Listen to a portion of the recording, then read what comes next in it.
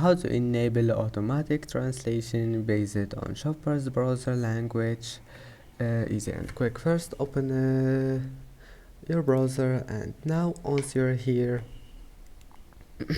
click settings, and then go to this one here, store profile, and then scroll down, scroll until you find here this one, enable automatic translation based on shopper's browser language.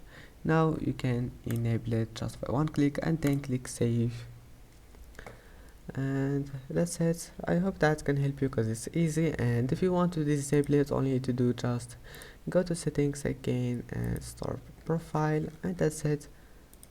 Turn it off and save,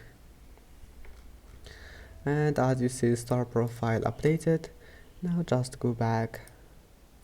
I hope that can help you, and that's it for today's video. If you like this video, please don't forget to like and don't forget to subscribe, and thank you for watching this video until the end, and see you in the next video.